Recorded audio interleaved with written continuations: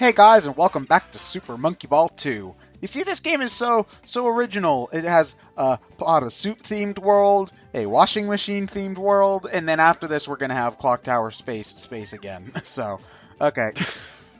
Clearly, how can they keep up with all the standard video game tropes across a series that spans, actually, a lot of games? Yeah, there's like a between good 2001 and 2014. Yeah, there's a good 6 or so games, I think. Because there's not. Well, no, there's a lot. You want to go down the list? Well, there's Monkey Balls 1, 2. I don't really count Deluxe because that's just a port. What? Well, let's just go down the list. Monkey Ball, Super Monkey Ball 2. Monkey Ball Deluxe is the combination of Monkey Ball 1 and 2.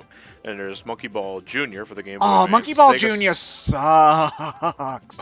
Okay, It's a GBA. It's, again, another port. It's like, I think, like, some of the Monkey Ball 1 and maybe Monkey Ball 2 levels. But it's on the Game Boy Advance. And it's not trying to do, like, sprites or anything. It's trying to have GBA. It's trying to have, like, GBA 3D, which is terrible. And also, it's trying to be Monkey Ball with a D-pad. And, God, no. Ew. Makes me sick.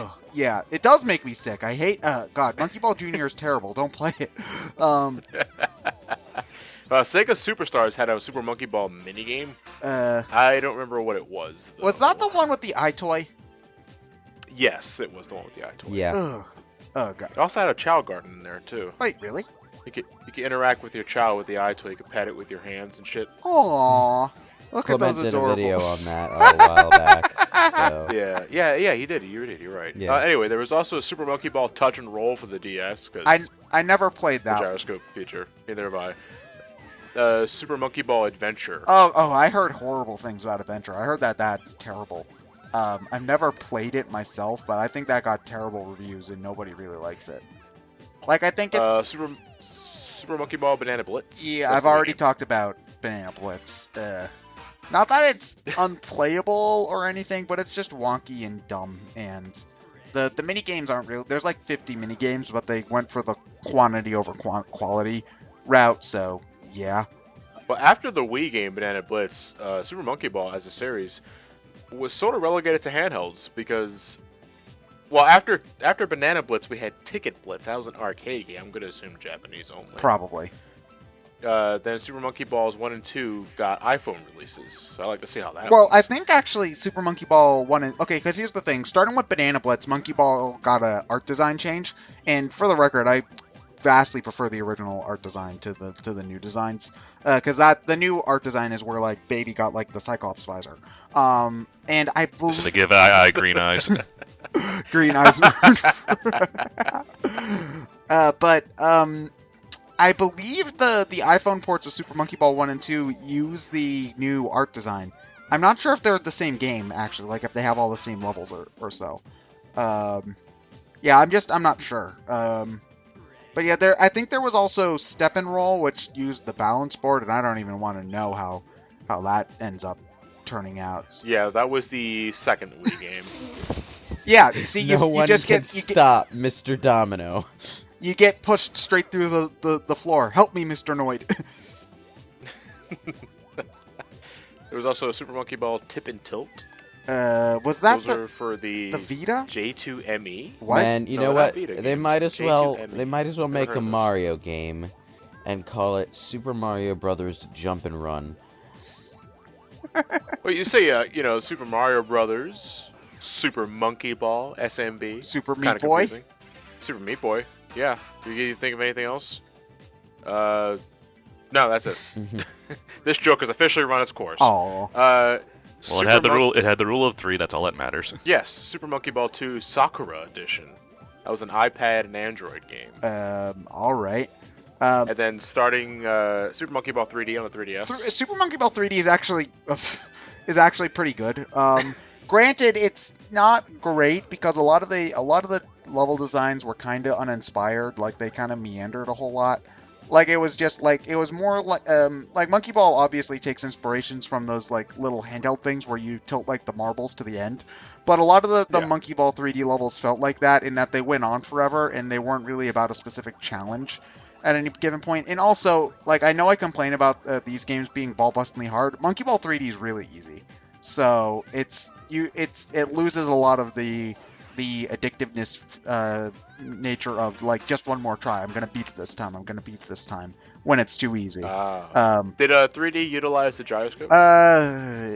Maybe. I always played with the circle. I would think with a kind of game like this where tilting is the name of the game, you would use the gyroscope for that. No, well, that's the thing. That was the thing with Banana Blitz, where you could do the gyroscope, and it worked kinda, but like you'd rather just have the precision of an analog stick. But that's what we're talking the gyroscope on the Wiimote, though, right? Yeah, the thing is that gyroscope is better. it is, Yeah. but the 3DS also Do you has think, a circle pad, which worked just fine for Monkey Ball. Yeah, but do you think a Monkey Ball game on the Wii U with the gamepad, do you think that would work? If they gave you, you know what, I'd be fine with them putting a gyroscope option in the game as long as they also gave me the option to use the goddamn control stick. Okay, here's the thing. Normally, I'm okay-ish with motion controls. I think that they can be used in interesting ways. I just think that in a game like this, you should also be given the option to use the traditional control method. I was literally right next to the goal. Like, if you're gonna have it with the gamepad, like, the gamepad has motion controls in it, fine. But there's also control stick right there on the goddamn gamepad. So let me use that goddamn control stick if I want to. Okay, that's all I want. So... I think a Monkey Ball game with the Wii U gyroscope can work. Okay, you know what, John? You can play Banana Blitz, and you can see how well that worked out for you. I never played Banana Blitz. I know, so we can give you that game, and you can see how well Gyro Monkey Ball But I can works. imagine it sucked because gyroscope on the Wii mode is just not as good.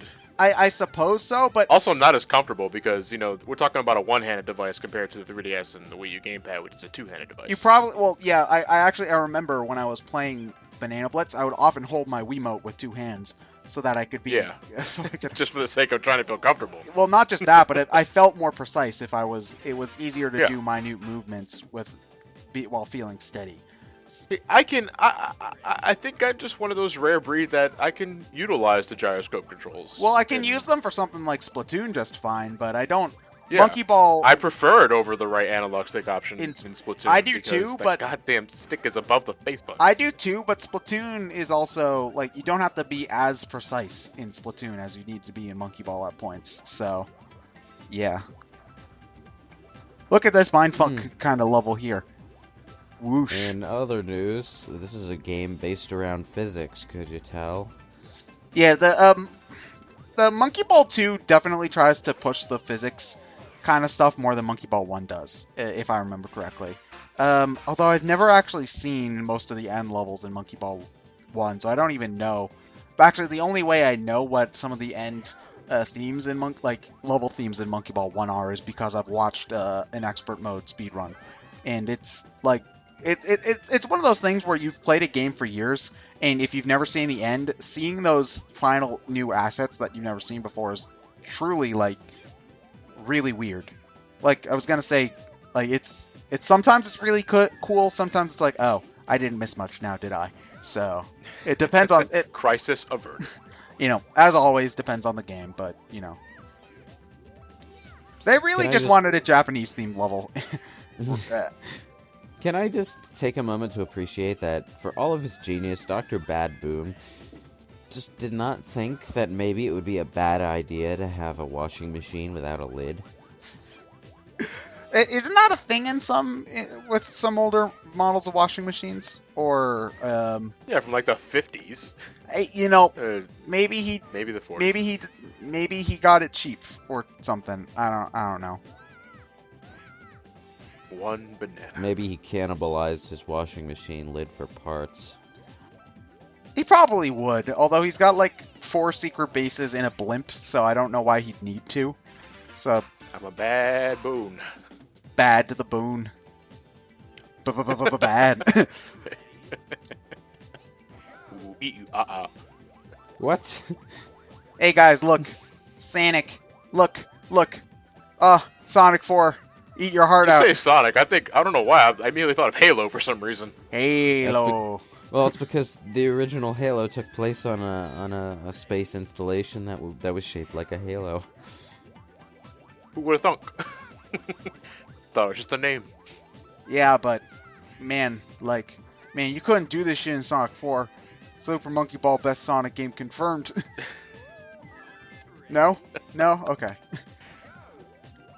Well, don't we already have like a fan game called Sonic Ball or something like that? Sonic Ball? Probably.